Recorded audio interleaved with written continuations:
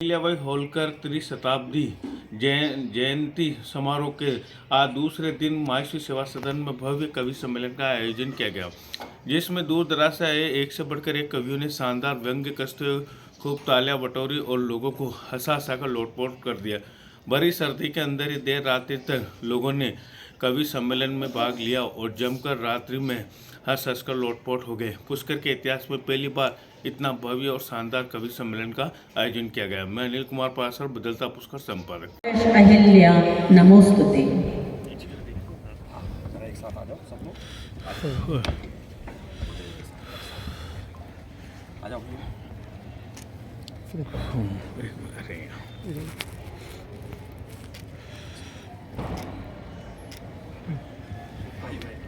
एक सम्मान, शारदा सम्मान, श्री कृष्ण सरल सम्मान और अनेका अनेक सम्मान।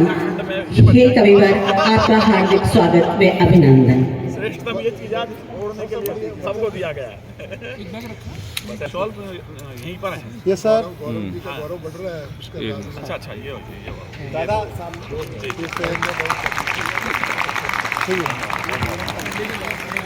स्वागत के अगले क्रम में मैं कविवर मुकेश मौलवा जी के सम्मान के लिए आमंत्रित करना चाहूंगी श्री दशरथ सिंह जी तंवर, अध्यक्ष देवी अहिल्याबाई होलकर समारोह समिति।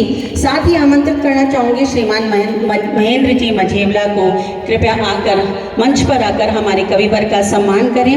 कवि मुकेश मौलवा सामने देखिएगा, दादा सामने। सम्मान में निहित है। कवि सम्मेलनों और कवि गोष्ठियों में आपकी प्रश्न लेती हैं और उस सराहना से जो आपको प्रिय हार्दिक स्वागत व अभिनंदन।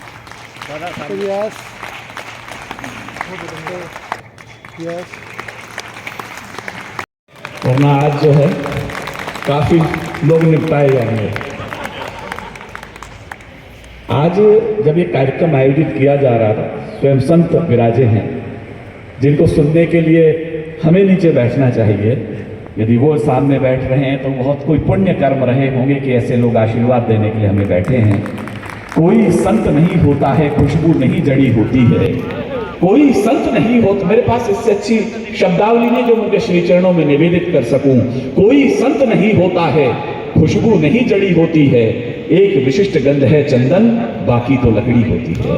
कुछ तो अतिरिक्त है इनके अंदर, वरना देखने में तो हमारे जैसे ही हैं। संत प्रवर यदि इस सभा में आ गए तो ये पूरी सभा बहुत रसवंत हो गई है, बहुत आध्यात्म से परिपूर्ण हो गई है, संस्कारों से परिपूर्ण हो गई है। आज गौरव भैया हमारे 4 महापुरुष पीछे बैठे, नाम से काम से बहन जी ने परिचय करा दिया इनका। बहन जी आप भी बैठेंगी तो एक श्रोता बढ़ेगा हमारा कम से कम। ऐसा ना हो हमें काम पे लगा के राष्ट्र वंदना के लिए आप बाहर निकल लो। होता यही है कि आप दक्ष में खड़े रहिए, मैं अभी अल्पाहार करके आ रही हूँ, तो आप ऐसा न करें कृपया करके। काफी अच्छा ठीक है, दूधपान करेंगे आप? चलिए अच्छा, नहीं नाग पंचमी तो जा चुकी, वैसे ही दूध पी के क्या करोगे आप? आनंद हुआ? चलिए विराजे। मैं तो आपको अहिल्याबाई होलकर समझा, आप तो झांसी की रानी निकली। चलिए बहुत अच्छा, आनंद हुआ। पुण्य श्लोका अहिल्याबाई होलकर माता छोड़ करके आगे आ सकते हैं। बाकी माता की जय। बोल बोल बोल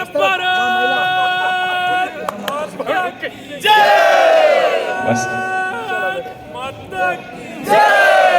इसी युद्ध आज हम ही लड़ेंगे। लेकिन कुछ लोगों ने मेरी बात मानी है, वो थोड़ा सा आगे चले आएंगे तो मुझे अच्छा लगेगा। कुर्सियों का मोह राजनेताओं को होता है, राष्ट्र वंदना वाले संसदों और कार्यकर्ताओं को तो जितना चंदन है इस देश की माटी जितनी जाओ उतनी फाकी। तो आप जितना आगे आते थे वो मुझे अच्छा लगा। बहुत सारे मित्रों ने मेरी आवाज सुनी है और देखो महिलाएं आगे आ रही है। आज ये सही बात है, आज अहिल्याबाई होलकर जी का ठीक जन्म जयंती वर्ष है 300वां, तो उन्होंने तो कम से कम बात सुन ली है। जो मैंने कहा जो सचमुच में युवा हो वो भी आगे आ सकते हैं, और जो सचमुच में वृद्ध हो चुके हो वो कुर्सियों में बैठे रह सकते हैं। आज की रात आपको तय करना है कि आप वृद्ध हैं या वरिष्ठ नागरिक बन चुके हैं। चलिए कुछ लोग देखो, कुछ लोग रजाइयां भी लेकर के आए हैं। आप लोग आनंद हो गया। चलिएगा, थोड़ी देर बाद ही रजाइयां बटेंगी। जयपुर में होते या नौखा में होते तो एक जयपुरी रजाई सब कवियों को मिली होती, लेकिन आज भाई हाँ ये अच्छी सूचना है। जितना पास आ जाएंगे, मतलब शिवराज जी आ रहे हैं तो पूरा विभाग एक साथ अग्रसर छिप चला है। और उपाविषय तो हो ही आप, इससे ज्यादा उपाविषय तो और नीचे हो जाओगे। ये ठीक है, बस वामपंथी ठीक हो जाए तो पूरा देश ठीक हो जाए। ये वामपंथ ठीक हो गया अपना, दक्षिण पंथ में यदि वामपंथ ठीक हो गया तो सब कुछ ठीक है। दक्षिण पंथ के लोग तो हैं ही ऑलरेडी ठीक है।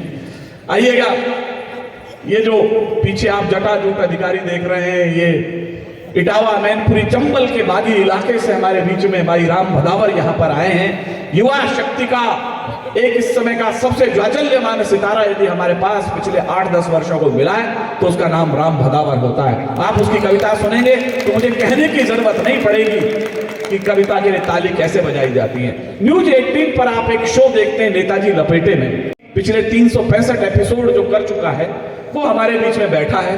बस कोट आज उसने मेरा पहन के मांगा, ये मेरे को बात बतानी नहीं थी, लेकिन वो अद्भुत कवि है। आपसे बिना पूछे शाम को 8 बजे आपके ड्राइंग रूम में जो टीवी सेट पर आ जाता है वो कवि गौरव चौहान इस समय आज का धमाका कवि है। उसके लिए जरा पीछे के लोग भी ताली बजाना यदि पाकिस्तान से नहीं बुलाए गए होंगे। अब राजेंद्र जी भाई साहब के बाद में बहन जी ने कह दिया है, राजेंद्र जी भाई साहब माननीय भाई साहब हैं। एक तो जिनके आगे बहुत अधिक भाई साहब वगैरह लगा दिया जाए तो समझ लो वो अत्यधिक अनुशासित आदमी है। तो राजेंद्र जी भाई साहब अत्यधिक अनुशासित आदमी हैं, इसी चक्कर में इनका कई साल तक विवाह नहीं हुआ। अच्छा, विवाह होता भी कैसे? जिनके मित्रता में शिवराज जी रहे वो खुद होने दे, न खाऊंगा न खाने दूंगा, तो होने भी कैसे देते। मैंने एक दिन कहा कि राजेंद्र भाई साहब इतने दिन हो लिए, विस्तारक वगैरह भी रह लिया, अब तो ब्याह कर लो इस सारे में। तो अगले ने तो जवाब दिया, मैं सच बता रहा हूँ, 3 दिन तक मैं खुद हंसा। मैं कहा भाई साहब आप अब तो शादी वादी कर लो, इस सावे में निपट लो। तो अनुशासित आदमी धीरे से बोले, आए तो है कुछ बहनों के प्रस्ताव। अब मैं कहा बहनों के प्रस्ताव में तो जिंदगी भर ऐसे डोलोगे आप, शिवराज जी के मोहल्ले में जाना पड़ेगा आपको अंत में जाके। तो राजेंद्र जी भाई साहब वही है जिनके आए तो है कुछ बहनों के प्रस्ताव। तो उनके लिए जरा एक बार सम्मान भरी तालियां जो कोटा हड़ौती से हमारे बीच में आए हैं। स्वामी विवेकानंद का आदर्श रूप धारण करने के बाद जिस व्यक्ति ने कभी चप्पलें नहीं पहनी, जब ये धारण कर लिया तो उसने कहा मैं स्वरूप क्या कुछ तो भी धारण करता हूं। इंदौर मालवा से जहां से अहिल्याबाई होलकर जी का पूरा राजतंत्र चला, वहां से हमारे बीच में देश के शौर्य का अद्भुत क्रांति गीत रचयिता भाई मुकेश मौलवा आपके बीच में हैं। आप जरा तालियां बजाकर उनका भी अभिनंदन कर सकते हैं। मैं विनीत चौहान हूं। इस रणवीरों का, अब रणवीर तो क्या है समझ लो, ये 5 पांडव हैं हम लोग बात, इनमें से सारी बागडोर मुझे केवल युधिष्ठिर के नाते सौंप दी गई है। अब इसमें से कौन भीम अर्जुन कौन सी गदा कब चला देगा मुझे खुद नहीं पता है। तो थोड़ी सी तालियां आप मेरे लिए बजा दो, वरना कहेंगे भाई साहब आपकी तो कोई इज्जत बची ही नहीं थी वहां पे। हैं बहुत कठिनाइयां इंसान के आगे, सब गंवारा है मुझे ईमान के आगे। ठंड बहुत है, उसके बीच में यदि यहाँ हमने कोई राष्ट्रीय कार्यक्रम किया है तो कोई तो अर्थ होगा उसका। गौरव भैया मुझसे पूछ रहे थे, भैया संघ वाले लोग तो कार्यक्रम करते नहीं हैं, पुष्कर में अचानक कार्यक्रम की सोची कैसे? मैंने कहा भैया यहाँ पे गधों का मेला लगता था, वो बंद हो गया, उसके बाद लोगों ने सोचा कवियों को बुला लो तो पूर्ति हो जाए। तो राजेंद्र भैया ने पूछा मेरे से, कहना भाई साहब पेमेंट वेमेंट कुछ होता है क्या यहाँ पे? मैंने कहा ऐसा है, संघ के कार्यक्रम में जाते समय लिफाफा गुरुदक्षिणा में दे करके जाना, और आग्रह ये रहेगा मिलेगा आपको 4 अंक में, हो सके तो 5 अंक में गुरुदक्षिणा का लिफाफा वापस करके जाना। ये हमारे आग्रह रहता है। भाई साहब पिछली बार 1 अंक कम था तो 1 अंक बढ़ा दिया जाए। तो ये देखो मैं तो निःशुल्क आया हूँ तो मेरी तरफ से तो चिंता करो मत, लेकिन बाकी जो दोस्त थोड़ा बहुत लेकर आए, अपने घर से थोड़ा नहीं लाए तो पेटीएम करके जाना। विभाग प्राचार्य जी का नंबर मेरे पास में, मैं आपको दे दूंगा सादर के बाद में। लेकिन जिस तरह के राष्ट्रभक्त लोग यहाँ बैठे हैं, मैं इतना भर कह सकता हूं, हैं बहुत कठिनाइयां इंसान के आगे, सब गंवारा है हमें ईमान के आगे, और रोशनी बदनाम हो जाए ना इस डर से रख रहे हैं हम दिए तूफान के आगे। लोग भी यहाँ पर है राष्ट्रवंदनाओं के स्वर लेने के बाद, तो समझ लीजिएगा अभी अंधेरा इतना ज्यादा नहीं है कि हमारे 4 दीपक उसे बुझा करके न चल सके। अपना जीवन पथ लेकर के जिनके बीच चले हैं और संत श्री सामने हैं, तो मैं समझता हूं कि आज की शाम बेहतरीन शाम होगी। हम तो केवल उसके सैद्धांतिक रूप से कविताएं लिख रहे हैं। यहाँ ऐसे ऐसे राष्ट्र पुरुष लोग बैठे हैं जिन्होंने पूरा जीवन इस देश और मिट्टी के लिए तन समर्पित, मन समर्पित और यह जीवन समर्पित, चाहता हूं देश की माटी तुझे कुछ और भी दूं। ये संकल्पना जब कभी या कार्य बद्धा कटन के श्लोक परम पवित्र भगवा ध्वज के सामने हमने बांचे होंगे, ये बात तो उसी दिन तय कर ली थी कि ये जीवन इस राष्ट्र के लिए अर्पण कर दिया गया है। उस राष्ट्र वंदना के यज्ञ में हमारे पास जो ये 4 पुरोहित हैं, मैं एक एक करके इन्हें आपके सामने रखूं। उससे पहले केवल इतना बताते हुए, कविता क्या है, आप और हम में ज्यादा अंतर नहीं है। बस आप जिस चीज को सोचते हैं उसे कह नहीं पाते हैं, हम उसे कह भर देते हैं। मैं एक दृश्य आपके सामने रख रहा हूं। आप सबने विजयदशमी पर एक दृश्य देखा होगा। सामने दशानन है और प्रभु श्री राम ने धनुष से बाण खींचा हुआ है। आपने देखा, आप गुजर गए। कवि ने उसे देखा तो कविता का भाव उत्पन्न हुआ। जैसे उसने बाएं हाथ और दाएं हाथ को उस तरह देखा तो दोनों हाथों की बातचीत करा दी कवि ने। बाएं हाथ ने दाएं हाथ को उलाहना दिया और पूछा, दान मान सम्मान में रहे सदा अगवान। हे दाहिने हाथ, जब भी दान की, मान की, सम्मान की बात होती है तू आगे चला जाता है। दान मान सम्मान में रहे सदा अगवान, अब क्यों पीछे जात है देख दशानन बाण। अब तू पीछे क्यों जा रहा है जब सामने दशानन खड़ा है। तो जो दाहिने हाथ ने बाएं हाथ को उत्तर दिया, बस उसी का नाम कविता, उसी पर आपकी तालियां उठे। दाहिने हाथ ने कहा, डर के पीछे नहीं जा रहा हूं। फिर क्यों गए? उसने कहा, श्री राम के कान में पूछा तू एक बात। बस इस बार आपकी तालियां बता देंगे, मैं कवि सुनाना शुरू कर दूंगा। श्री राम के कान में पूछा तू एक बात, एक एक कर 10 हतू या हतू 10 एक साथ। मैं डर के पीछे नहीं गया, मैं तो केवल ये कान में पूछने के लिए गया हूं कि इस दशानन के शीश एक एक करके काटूं या एक साथ काट दूं। किस रावण की बाहें काटूं, किस रावण का शीश उड़ाऊं। घर घर लंका, पग पग रावण, इतने राम कहां से लाऊं। लेकिन उन रामों के स्तवन को अपने मन में अध्यात्म के रूप में स्वीकार करने वाले दैदीप्यमान कवि यहां बैठे हैं। मैं मां वागेश्वरी का आह्वान करने के पश्चात, उस मां से अनुमति लेने के पश्चात, मैं प्रथम कवि को आपके बीच में आमंत्रित कर रहा हूं। हम सब कवियों को जय श्रेष्ठ सम्मेलन होते हैं, पर पुष्कर में कवि सम्मेलन का विशेष महत्व है। वो भी पुण्य श्लोका माता अहिल्याबाई के 300वें जन्म जयंती के अवसर पर, क्योंकि अभी हम कुछ देर पहले उस घाट पर होकर आए जिस घाट का निर्माण मां अहिल्याबाई होलकर ने किया। ये वो भूमि है जहां मां अहिल्याबाई होलकर ने एक घाट बनाया, अन्न क्षेत्र बनाया और एक धर्मशाला बनाई। मां अहिल्याबाई ने पूरे देश भर में सैकड़ों हजारों मंदिरों का पुनरुद्धार किया। मैं एक मंदिर से बात शुरू करता हूं। स्वागत किया। लगभग यही कड़ाके की ठंड साल भर पहले देश में एक उत्सव मना जी, और देश के सर्वाधिक चर्चित मंदिर में भगवान राम की प्राण प्रतिष्ठा हुई। अभी हिंदी तिथि से मनाएंगे तो 11 जनवरी को, और आंग्ल तिथि से मनाएंगे तो 22 जनवरी को वो साल भर पूरा होने वाला है। स्वागत। किन परिस्थितियों में उस मंदिर को तोड़ा गया, किन परिस्थितियों में वहां भगवान ने जन्म ली। चौथ, 5, 6, 7, 8, 9, 10, 11, 12, 13, 14 मावस पूर्णिमा, तमाम 15 तिथियां भगवान के पास गई कि भगवान हम ये चाहते हैं, परित्राणाय साधुनाम विनाशाय च दुष्कृताम धर्म संस्थापनार्थाय संभवामि युगे युगे। आपका वचन है, आप धरती में जन्म लीजिए। आप किस दिन जन्म लेना चाहते हैं? भगवान ने कहा मैं 9वीं तिथि को जन्म लेना चाहता हूं।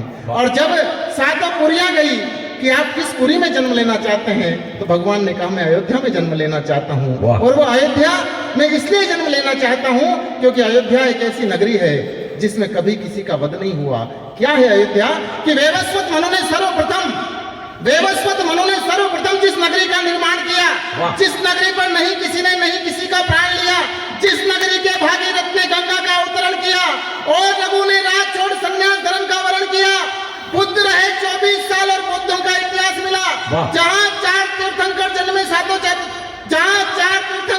सदियों चातुर्मास मिला, जहां राम के दर्शन करते नानक और दशमेश मिले, जिस नगरी पर शीश झुकाते बड़े बड़े दरवेश मिले, जिस नगरी का चरण चूमने गंगा सरयू बनकर आई, उसी धरा पर जन्मे मेरे राम प्रभु रघुराई। चीख चीख इतिहास कह रहा, वही आसन और आसंदी थे। मेरे राम अयोध्या में अपने ही घर में बंदी थे। वाह। मेरे राम अयोध्या में अपने ही घर में बंदी थे। और जब बाबर भगवान राम का मंदिर तोड़ने आया, उसका सेनापति मीर बांकी आया। सबसे पहले मैं रियासत है हंसोर के राजा रणविजय और जयकुमारी लड़ने गए। वो जब लड़ते लड़ते देह छोड़कर चले गए तो उनका पुरोहित देवीदान पांडे लड़ने गया और एक पूरे के पूरे गांव के लोग बलिदान हो गए। रणविजय मरे तो क्या रण में जयकुमारी तलवार उठा लाई। रणविजय मरे तो क्या रण में जयकुमारी तलवार उठा लाई। साधु ने शस्त्र उठाए थे, शत्रु पर टूट पड़ी तलवाई। जिसने भी जो सुना वहीं से रणखेतों में दौड़ पड़ा। एक बार तो डर के मारे बाकी भी रण छोड़ पड़ा। पर लड़ते कब तक हाय नियते निर्मम अफगानी तेग से, लड़ते कब तक हाय नियते अरबी घोड़ों के वेग से। जब तक तन में प्राण रहे अन्याय नहीं सह पाए थे। 2.25 लाख शीश कटे तब मंदिर बह पाए थे। अरे जूतों से रोंदा मंगल कलशों को, वो दृश्य बड़े छलछंदी थे। मेरे राम अयोध्या में अपने ही घर में बंदी थे। क्या बात है। मेरे राम अयोध्या में अपने ही घर में बंदी थे। और साहब जब इस देश में सरकार आने के बाद उस राम मंदिर परिसर की खुदाई हुई, क्या क्या मिले माननीय महाराज की उपस्थिति में कह रहा हूं। वाह। इतिहास में लिखा है, आप एएसआई की रिपोर्ट उठाकर देख सकते हैं क्या क्या मिला।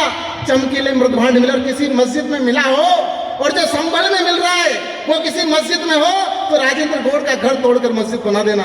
मैं कहना चाहता हूँ, चमकीले मृदभांड मिले, टूटे से दो सांड मिले, कुछ पाषाणी फूल मिले, ये गड़े वो शूल मिले, यक्ष तक्ष गोपाल मिले, खंडित द्वारपाल मिले। क्या बात है। वाह। चमकीले मृदभांड मिले, टूटे से दो सांड मिले, कुछ पाषाणी फूल मिले, ये गड़े वो शूल मिले, यक्ष दक्ष गोपाल मिले, खंडित द्वारपाल मिले।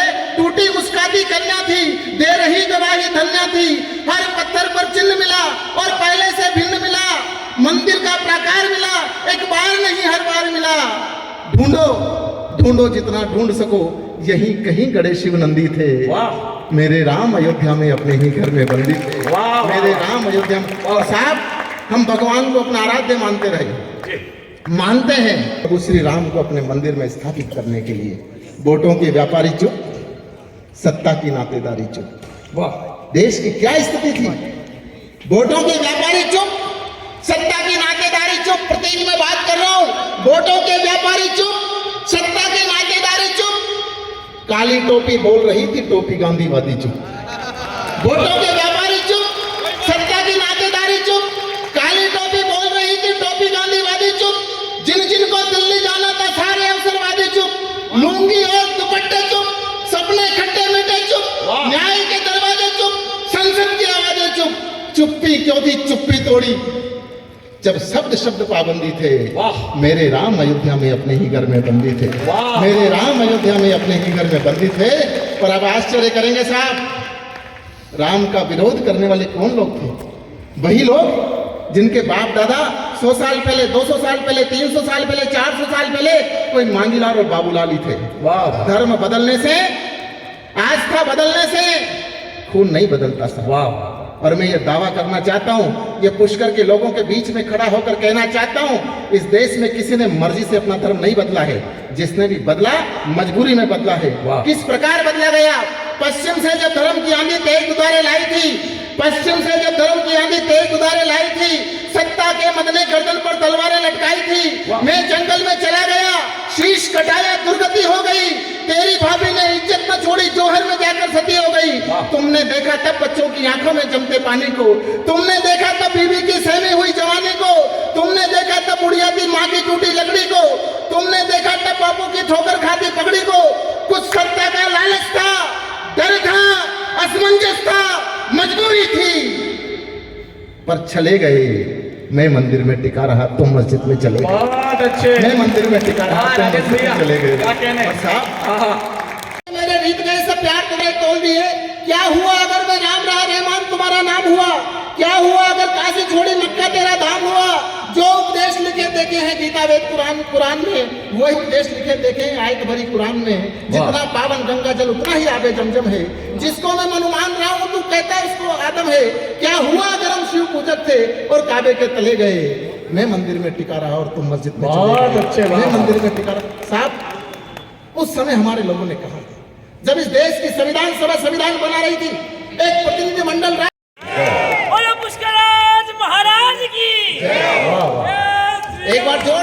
कहेंगे भारत माता की, भारत माता की। जिस वंदे मातरम को गाते हुए संसद का एक सदस्य संसद में से उठ जाता है, कलकत्ता की नगर परिषद में विवाद होता है, वंदे मातरम नहीं गाएंगे। आश्चर्य होता है, इस मिट्टी को प्रणाम करना भी जहां मना हो, तुमने कहा कि मत गाओ। हमें इस देश का राष्ट्रध्वज भगवा नहीं हुआ, हमने स्वीकार किया। इस देश का राष्ट्रगान वंदे मातरम नहीं हुआ, हमने स्वीकार किया। इस देश की राष्ट्रभाषा हिंदी नहीं हुई, हमने स्वीकार की। पर आप वंदे मातरम गाने से मना करो तो दिल में दर्द होता है। आपसे कर रहा हूं कि हर भगवाधारी देशभक्त होता है। सही बात है। क्या है भगवा? कुछ लोगों ने भगवे को गाली देने की आदत डाली है, कुछ लोगों ने भगवे को गाली देने की आदत डाली है, कुछ लोगों ने तुष्टीकरण भरी सियासत पाली है, कुछ लोगों ने भगवे को भगवा आतंक बताया है, कुछ लोगों ने भगवे को जिहादी डंक बताया है। भगवा त्याग समर्पण है, भगवा शौर्य वीरता है। रग रग माटी में मिल जाए, भगवा वही दीरता है। भगवा चंद सियासी भांडों का ढोलक चंग नहीं हो सकता है। दुनिया में भगवा आतंकी रंग नहीं हो सकता है। बात अच्छा क्या है भगवा? भगवा भगत सिंह की फांसी है। कोई कहे भगवा आतंकी रंग है तो कहना कि एक अदना सा कवि राजेंद्र गौड़ आया था और उदाहरण देके गया था। इन पंक्तियों का उदाहरण देना। क्या है भगवा? भगवा भगत सिंह की फांसी है, भगवा शेखर की गोली है, भगवा रणभूमि को शीश चढ़ाते मरहट्ठों की टोली है। क्या है भगवा? जब हम ये 10 रुपए की भगवा झंडी अपने घर पर टांगते हैं तब गर्व का एहसास होना चाहिए। हमने केवल 10 रुपए खर्च नहीं किए, इस देश के 10,000 साल के सनातन परंपरा का प्रतिनिधित्व अपना मकान, अपना घर, अपनी दुकान कर रही है। टांगते हुए गर्व महसूस होना चाहिए। क्या है भगवा?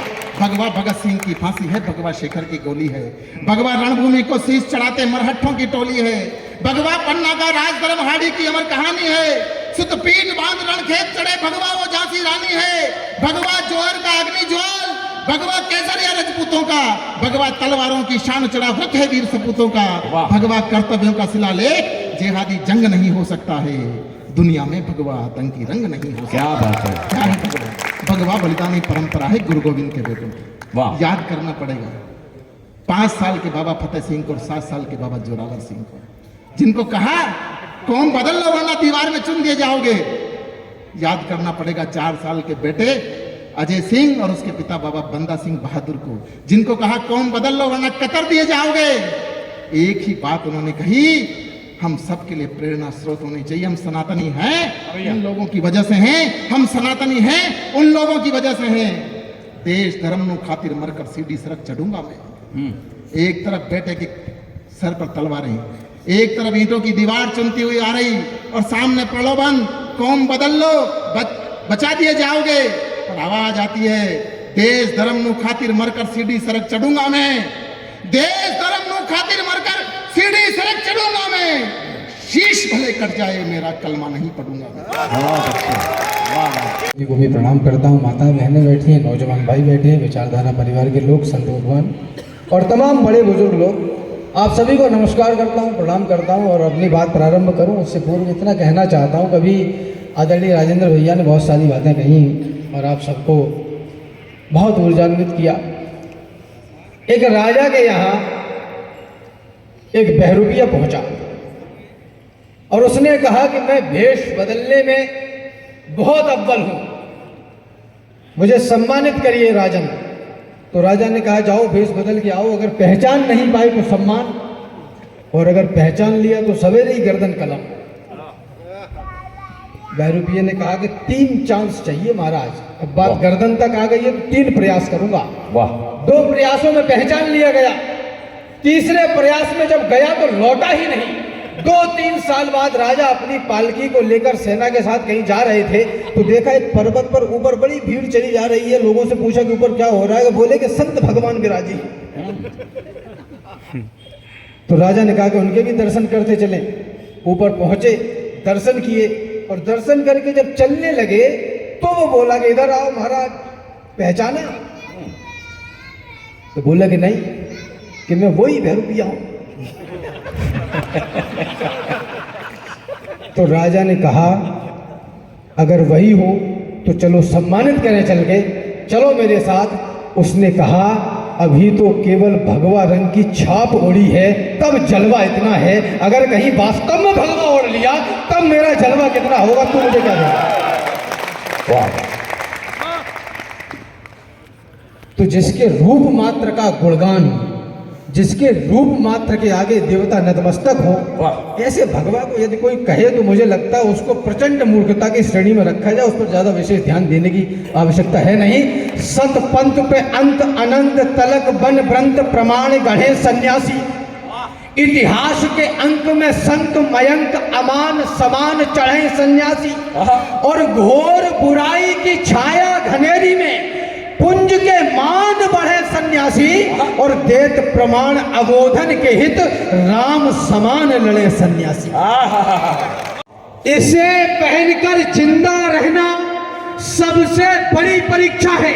भगवा पहना प्रभु राम ने मर्यादा में बड़े हुए, भगवा धारे महावीर दुष्टों के सम्मुख खड़े हुए, भगवा बाना पहने योद्धा जब रण में अड़ जाता है, दुश्मन पर काल समान बरसता है, उसको खा जाता है। भगवा पहने एक युवक अंग्रेजों से टकराता है, 23 वर्षों की अल्प आयु में भगत सिंह बन जाता है। जिंदाबाद, वाह वाह वाह वाह वाह वाह, क्या बात है। एक समय था सड़कों, ये 10, 15, 20 वर्ष ही है हमारे पास। मैं किसी मुगालते में, किसी गलत फहमी में नहीं हूँ। यहाँ प्रथम पंक्ति से अंतिम पंक्ति तक बैठे हुए समाज के और राष्ट्र के वो जागरूक लोग हैं जिनकी वजह से देश चल रहा है। वाह वाह। तो यहाँ कहना ज्यादा आवश्यक है। एक समय था सड़कों से संसद तक दोष हमारा था, एक समय था बुझे हुए दीपक सा जोश हमारा था, एक समय था जब मेरे आराध्य गालियां खाते थे और वोट के गिद्ध लपक कर मस्जिद में घुस जाते थे। सभी हमारी संस्कृति को अपमानित करते थे, लेकिन इन आंखों से अश्रु हमेशा अपनी झरते थे। लेकिन इस बार सभी प्रश्नों का लेकर उत्तर आए रघुवंशी, इस बार छोड़ मर्यादा बनकर कट्टर आए रघुवंशी। बहुत अच्छे, वाह वाह वाह वाह। भाई साहब ने कहा कि राष्ट्रगान नहीं बना, हम सहिष्णु थे, ऐसा नहीं हुआ, हम सहिष्णु थे। बस यही हमारी गलती थी।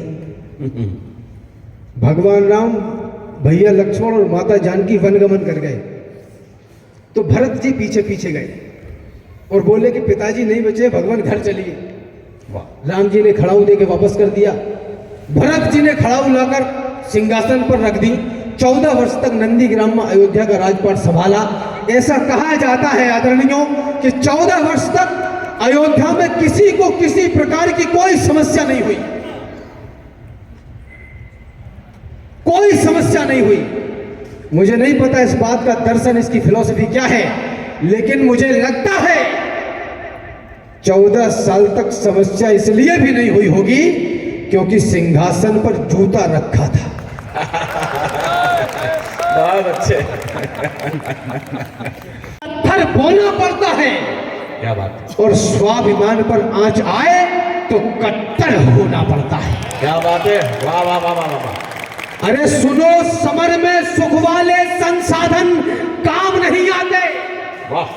दिल्ली में मुंह टेढ़ा करके अंग्रेजी बोल के हमें बोलते हैं इंटेलेक्चुअल्स, पीएचडी होल्डर्स।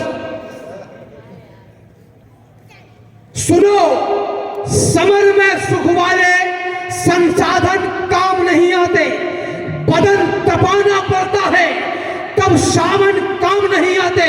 और शत्रु अगर ललकारे तो केशव कहते हैं रणथल में क्रोध काम में आता है, अभिवादन काम नहीं आते। बहुत अच्छे राम, क्रोध काम में आता है, अभिवादन काम नहीं आते। अरे 6 साढ़े 6 फीट के कद का करोगे क्या? वाह।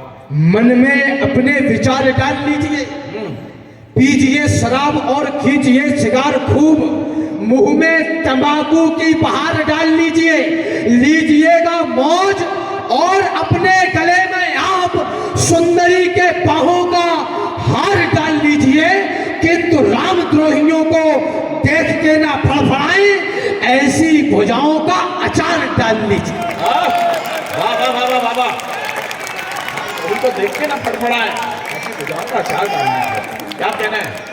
अरे क्या करोगे? ज़्यादा से ज़्यादा आपके जीवन की, आपके लाइफ की सबसे बड़ा लॉस, सबसे बड़ी हानि ये होगी कि मर जाओगे। इससे बड़ा लॉस कुछ नहीं होगा। एक बार इस मिट्टी की शपथ खा ली तो फिर रास्ते में जैसा भी मार्ग मिला उसे चयन किया। आइए मैं इस कवि को बुला रहा हूं, वो आज की रात का घटोत्कच कवि है। वो इतना सेंस है कि वो जाति पिताजी से ठाकुर आदमी है, हालांकि वेद मंत्र याद उसने कर रखी है। बस यही है, उसको विवाह के मरण के सारे मंत्र याद है, यही नहीं याद रहता कौन सा कब कहां पढ़ना है।